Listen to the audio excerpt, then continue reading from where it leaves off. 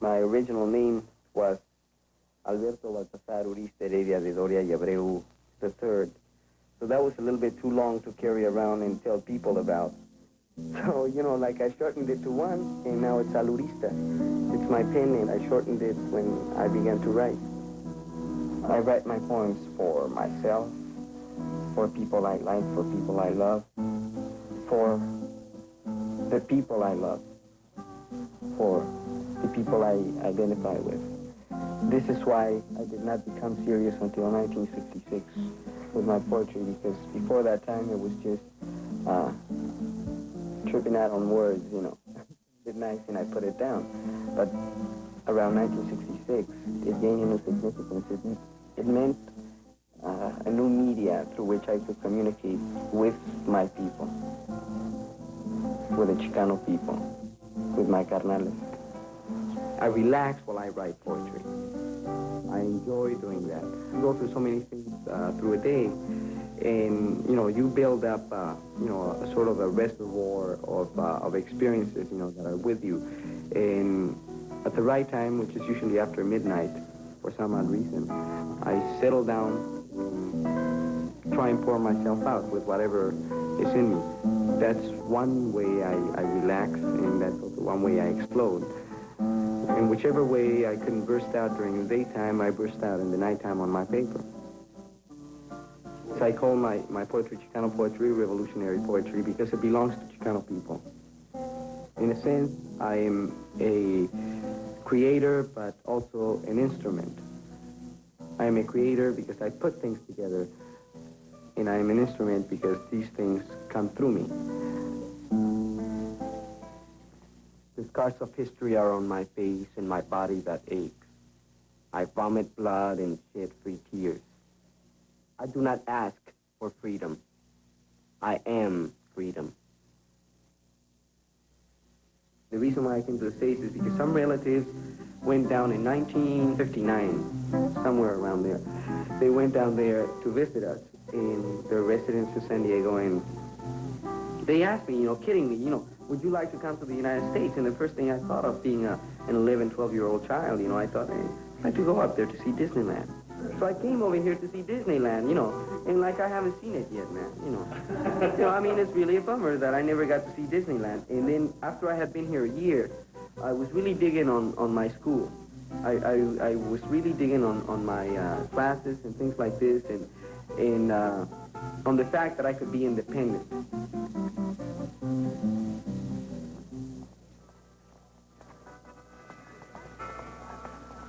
What I want to be is I want to be a teacher of some sort to my people. I want to be teaching at the university level, city college level, high school. I don't care. I just want to teach because I feel that I have something to say, and if I learn how to be a teacher, if I learn those things that a teacher is in a position to teach, not only will I be able to teach those things, but also the values that go along with it. And I would provide a positive image for my people.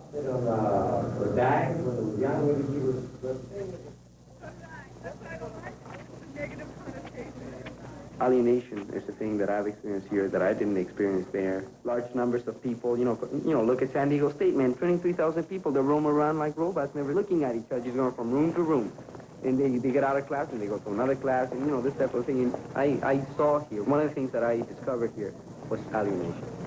That separation that I didn't find there in Mexico because, people are more gregarious there. I guess, biologically you could say that my metabolic rate has increased or something because there's this feeling of immediacy here that I don't have there, of this, run all the time and, be here in time, be there in time, this type of thing. In this society, you have so many choices that you go insane trying to choose. Really, you are forced into a position where you have to become highly complex. I think Chicanos are realizing the need to talk to their own people. And the best way to talk to your own people is from an educational standpoint, because obviously your people, if they're going to come up, you're going to have to be educated, and you're going to have to be educated by your own people.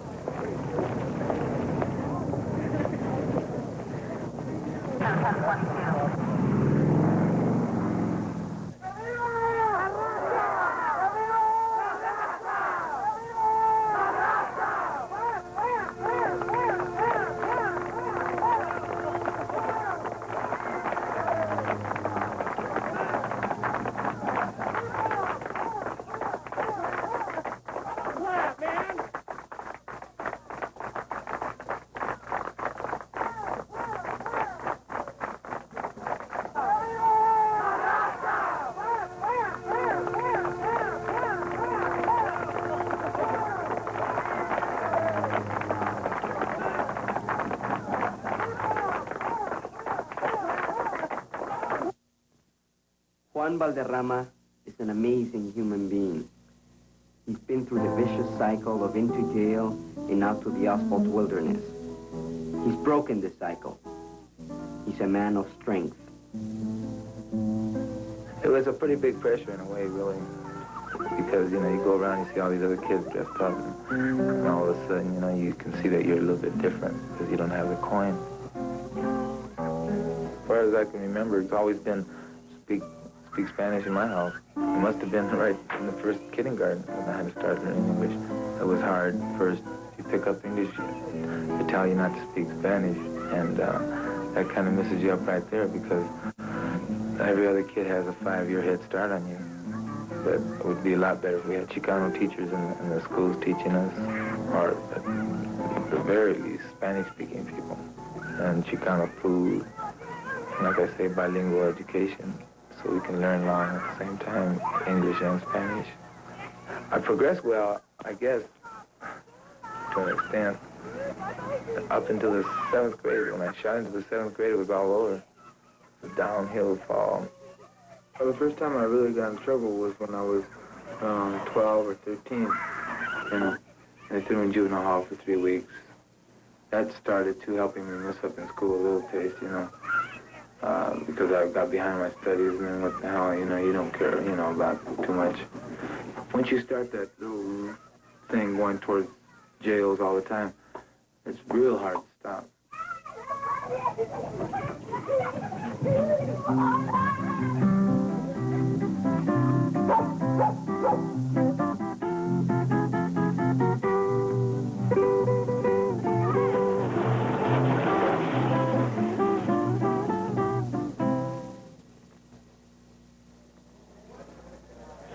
My job is an employment community worker, and I work for the Youth Opportunity Center, which is the Department of Employment. I try to go out and work with righteous hardcore dudes that aren't going to make it, you know, and they need jobs, they need a lot of prodding, you know, they need a lot of pushing. Oh yeah, I go to high school to mostly ask for the list of dropouts that have dropped out the year before, or the potential dropouts, because rightly I like to see the guys stay in school. And they want to drop out of school, get their clothes, get their car, and it's hard to keep them in. Anybody tell me anything a couple of years ago or a year ago, I wouldn't sit to listen to them. To me, remove me from this job and I'm any one of them dudes. I'm one of them now. But just remove this job from me and I'm in the same boat. If I don't have a job or if I don't have something good that I can dig, well, I'm about, you can almost chop me up for going back to jail again, you know, because I know this. I realize this. So that's why I had to keep myself occupied.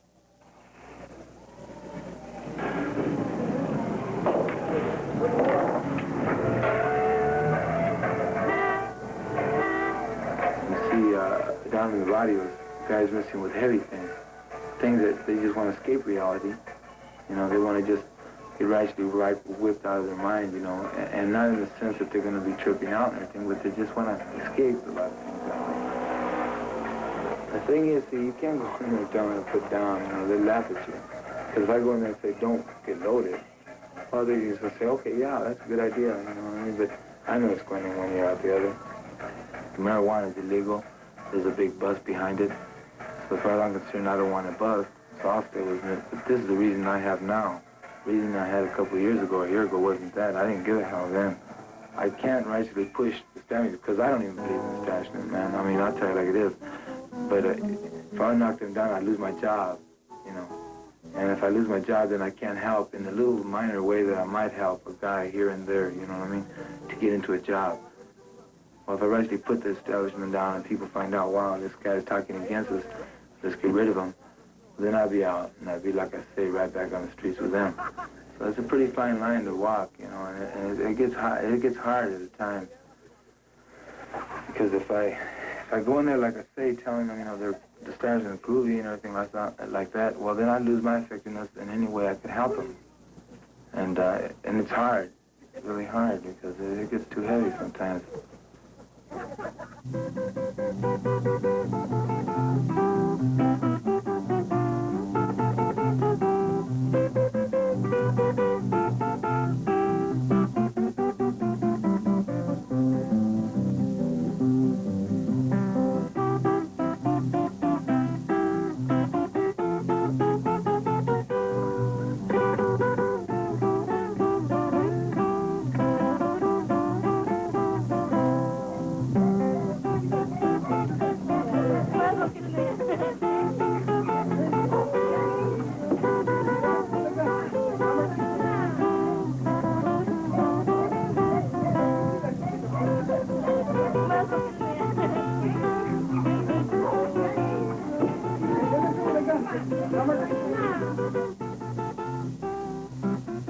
The Braves, as themselves, they're supposed to be a revolutionary group, which means that, you know, they're ready to take action, you know, on any kind of matters that, you know, concerns the Chicano community. I got involved through my job, and to be able to work in the barrios, work with all stuff, people have to know you. For me to help them, in a sense, through the Youth Opportunity Center, I have to be down there and know what's going on.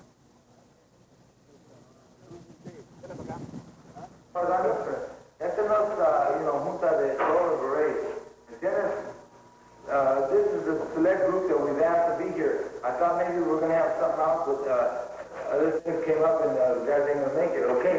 But the thing is, we're here now. A lot of Chicanos down there in the barrios, they need something to identify with. They need to know that they're Chicanos. And just by being berets, just by knowing that they're Chicanos, you can start identifying. They're having a new pride. And all they need is the right direction. A lot of the Braves in there, they're ready. They're uptight. They're pretty angry already, and they want to move in some direction. They want to move in some violent way, you know, and not just at anything. You know what I mean? Just shoot out and strike out at anything. Although they want to strike out about anything that has anything to do with people that are been over us. You know, some of the guys that might have started with the Braves feel that we are being sometimes ineffective in getting things across. I can only say, you know, that we haven't really. They might not be as fast as a lot of people want changes, but sometimes there's no better way. But the way I see it, man, this...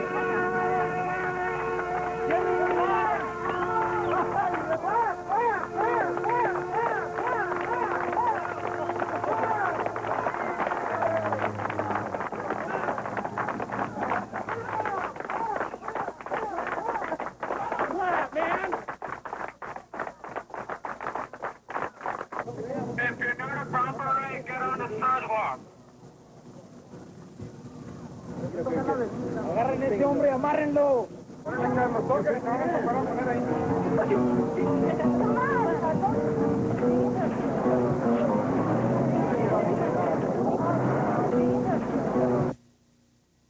Carlos Negrete is a mellow, dynamic, and dedicated human being. He is the Huelga organizer in San Diego. Huelga is the boycott against table grapes in California. Carlos is the type of individual who will quietly, patiently, and respectfully tell the critics of the boycott to go to hell.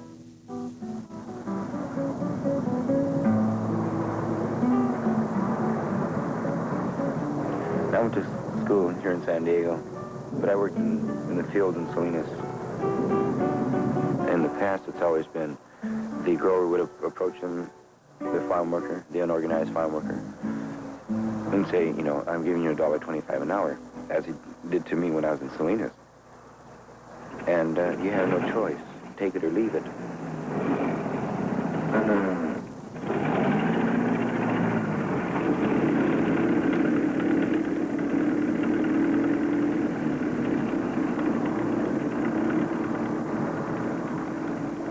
The migrant and stuck, working in the fields when there is no toilet, working in the fields where there's no drinking water, or the drinking water that is there is extremely warm.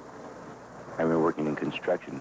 We had drinking water. There was always a big block of ice in the container, but the migrant never sees that. Only in fields where Brother Cesar Chavez has been able to get union contracts. Do you see these, basic necessities? And so the child, even the child, is forced to work in the field. And this is primarily out of an economic situation. And going back to Salinas 4 years ago, this is where I saw the situation of the migrant worker. At that time, Wirtz was going through California, checking out the fields. And I used to follow this, quite a bit. And I think that was my first awareness of the situation of the farm workers. So all this time, you start to see the injustices. When you see a person who is about 60 years old and who is striking, that means a lot. Because this person knows, that, he is at that age where jobs aren't that easy to come by. And then when you see these persons and you talk to them, and you see the sacrifice that they've made, and then also the eyes of people can tell an awful lot. And you can see, the years and years and years of injustices, of the humiliations, and so on, yet they've suffered.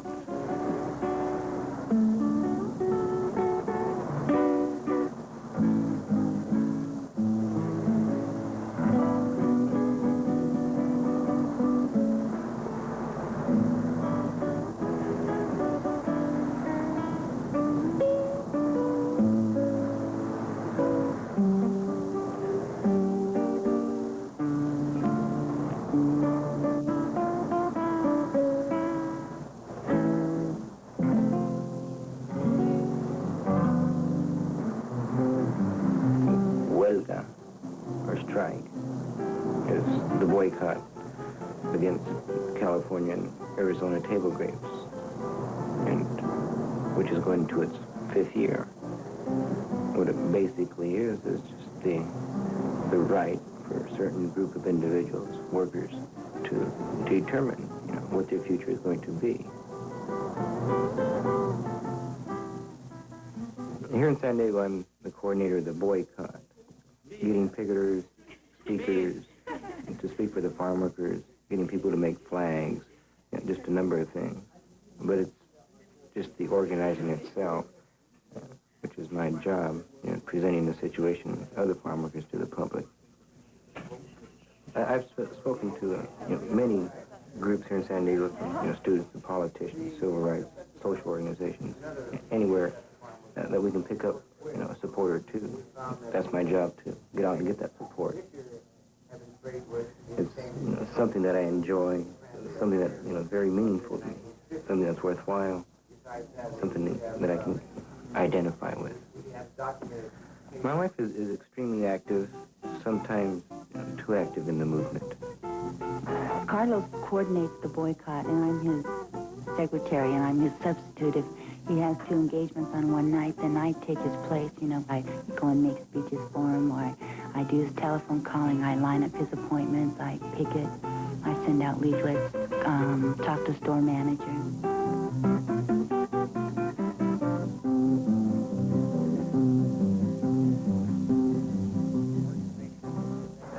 I think I'm possibly more diplomatic, when I present the farm workers' side of the boycott.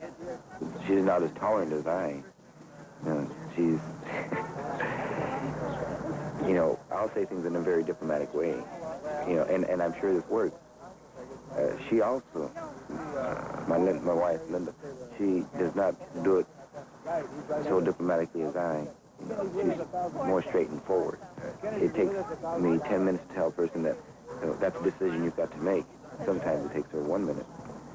Carlos is such a, not mellow, he's very aggressive and everything, but he's so gentle in his way.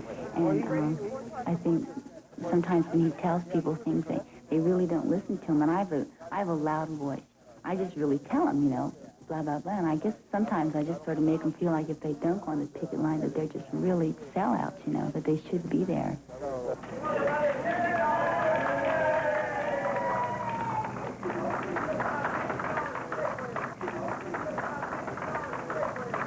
Texas a California, campesinos que están luchando. Desde Texas a California, campesinos que están luchando. Los rancheros a llore y llore, de huelga y están bien panos. El picket sign, lo llevo por todo el día. El picket sign, conmigo toda la vida. Ya tenemos más de 3 años peleando por esta huelga. Ya tenemos más de 3 años peleando por esta huelga. Un ranchero ya murió y el otro ya se abuela. El picket sign, lo llevo por todo el día. El picket sign, conmigo toda la vida. Cuando comenzó la huelga, mi tío estaba en Coachella. Cuando comenzó la huelga, mi tío estaba en Coachella. Le dijeron de 1.20, para darnos pronto pela. El picket sign, lo llevo por todo el día. El picket sign, conmigo toda la vida. Y ahora organizando, la arrancan todos los files. Y ahora organizando, la arrancan todos los files. Y muchos siguen comiendo tortillas con puros chiles. El picket sign, lo llevo por todo el día. El picket sign, conmigo toda la vida. I miss my tacos. I miss my enchiladas, primarily because it takes so much time, you know, to make these things. And being that my wife is so much involved, of course I've got to settle for, you know, other things, not hamburgers, but, you know, something that's still Chicano, such as quesadillas, which is cheese put into a warm tortilla. When Carlos and I first met, both of us were so completely anglicized that we didn't even know there was anything to get involved in, you know. We just thought we were one happy couple. And then after we got married, he started getting involved, you know, and I was the working girl and the housewife and so forth. And at first I resented it, you know, him being away from home and all of this. So finally I just said, well, my mother's always taught me the woman's place is with her man. So I started going to these meetings with him and so forth, and I started taking everything seriously, you know, and learning about what we're all about, really, or what we're supposed to be all about, without the influence of the Anglo community. So therefore I started getting involved, and, you know, it's changed our whole life. You knew, like frijoles, when we have frijoles or beans, we freeze them now. And this saves my wife from having to make them, you know, all the time. This is just one example of over-involvement. Once or twice is all right, but sometimes it, you know, gets a little out of hand.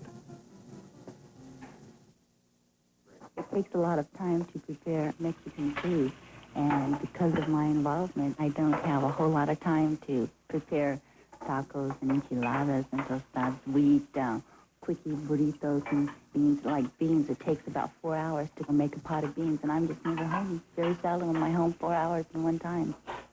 Before, it was never accepted. You know, your place was in the kitchen, making food, cleaning the house, and taking care of the children. But with the men that are involved now, they want their women to take an active part in the movement.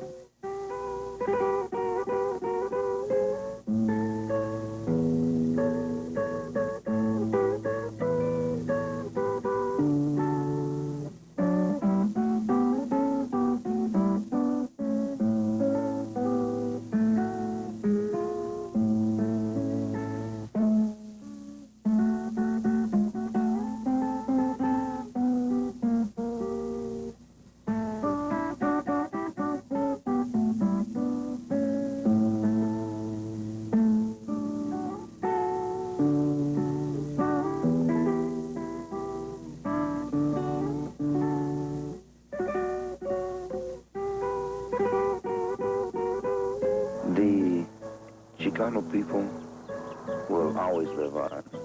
We have very fertile women and very romantic husbands, and we'll be around. The forgotten minority, La Raza, they'll start seeing us.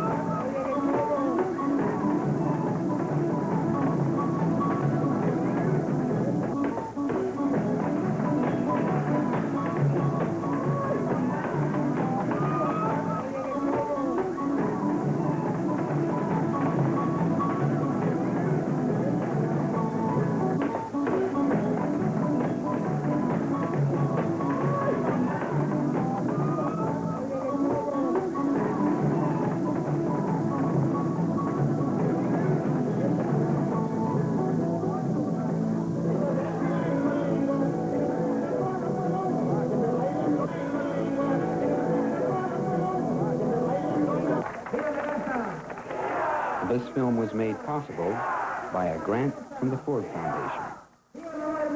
Hello, I'm Paul Espinosa. In my 12 years as a producer at KPBS, one of my assignments has been covering the Latino community on both sides of the border. In our programs, we've covered topics like immigration, racism, and segregation. We've celebrated the exuberant music of Los Alacranes and the work of folk artists from small towns in Mexico. We've explored Tijuana and the back roads of Baja California. The best part of this job is getting to know some truly extraordinary people. The man you're about to meet this afternoon is quite simply one of a kind. He is Pedro J. Gonzalez. As a teenager, he was Pancho Villa's telegraph operator. Later, when he came to the U.S., he became one of the biggest radio stars in Los Angeles, in the whole Southwest, in fact, until his career was cut short by, well, I don't want to give it all away. Since KPBS is celebrating its 25th anniversary this year, it seems appropriate to rebroadcast this story of a man with genuine courage and a lot of heart. Here then is Ballad of an Unsung Hero, a 1983 co-production of KPBS and Cine West.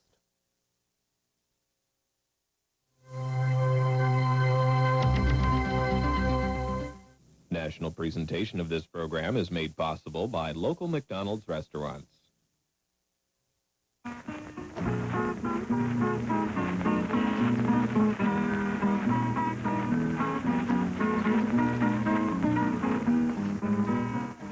Come, listen to the story that this corrido has to tell.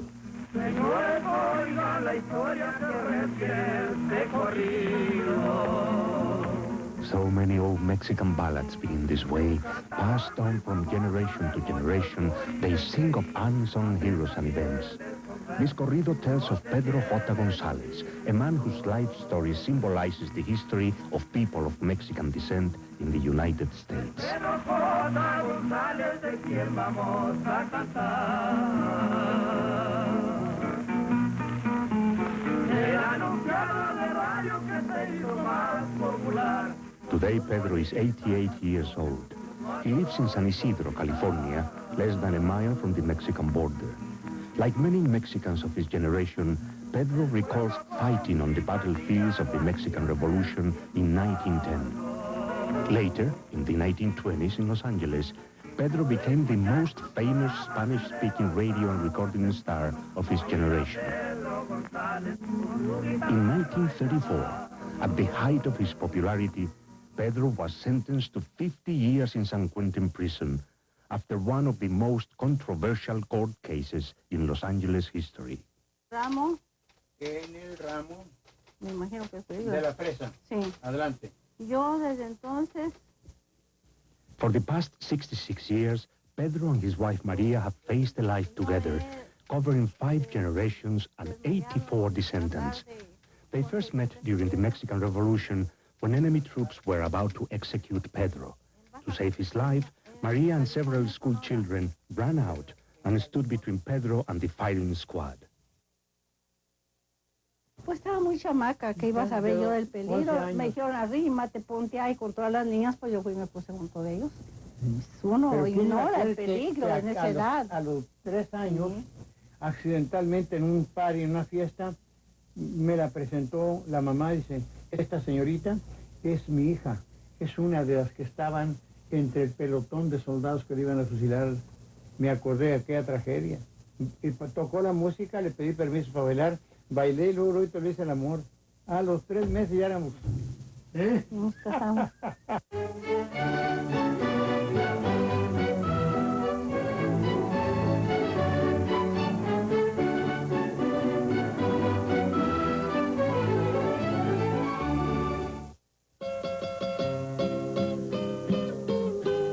From 1910 to 1917, Pedro's life was engulfed by the Mexican Revolution.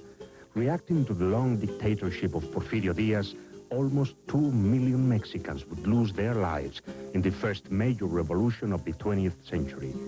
Carabina 30-30, que los rebeldes portaban y decían... Shortly after the fighting began, Pedro came face to face with the famous revolutionary general Pancho Villa. Working as a telegraph operator, Pedro was only a teenager at the time. Villa's men arrested him, suspecting that he had informed on their troop movements to the enemy. Y entonces ya me tenían a mí en la guardia allí como prisionero cuando llegó don Anastasio. Y entonces don Anastasio le dijo al general Villa, dice, este muchacho es el hijo del administrador de Samalayuca, mi jefe mío. Entonces me dijo, era mi hijo, te fusilo o te vas conmigo, pues mejor me voy con usted.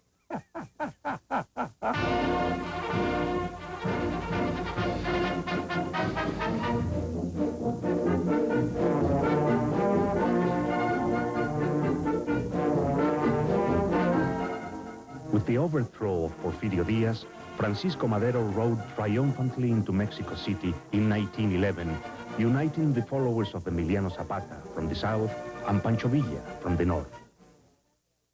Nos apostaron en Peralvillo a todos los villistas, los zapatistas en otro rumbo porque no sabíamos cómo eran los zapatistas y los zapatistas nos tenían nosotros de sombrero tejano y polainas y lo que usted quiera y empistolados y los zapatistas pobrecitos casi encuerados, ¿verdad? Y pues muy pobres, no dejaban, aunque nos dimos la mano y nos juntábamos en las pulquerías y todo, pero muy desconfiados.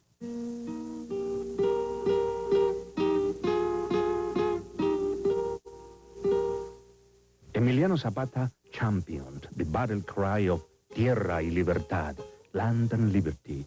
Pedro remembers how President Madero responded to this demand in his victory speech.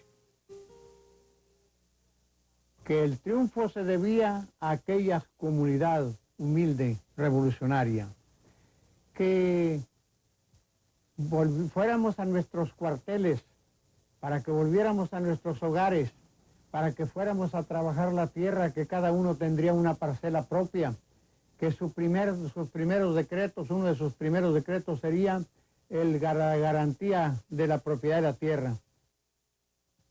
The idea of redistributing land was too great a threat to the institutions of the old society. 13 months after taking office, President Madero was assassinated. His death in 1913 touched up a bloody civil war. For the next 4 years, Pedro served as Villa's telegraph operator, accompanying him on an impressive string of victories in northern Mexico, including the Battle of Torreón. Alíñense generales con toda la artillería y también los oficiales de caballo e infantería. Fueron 11 días de combate, nos llovió 2 veces, al principio y al fin. Entonces, con el fuerte sol, con el calor tan grande, pues los primeros muertos no los reconocíamos, no decíamos este es Juan o este es Pancho, este es el otro, estaban todos en gusanazo, una cosa aquella horrorosa hasta para imaginársela uno. Cuerpos más, los de nosotros fueron un poco más de 1000 los muertos. Los de los federales fueron el doble, entonces dieron orden de que hiciéramos pilas de cadáveres federales y no federales, ¿verdad? Y les echáramos petróleo y se quemaron. Así fue como se sepultaron los muertos de Torreón, Gómez Palacio y Lerdo.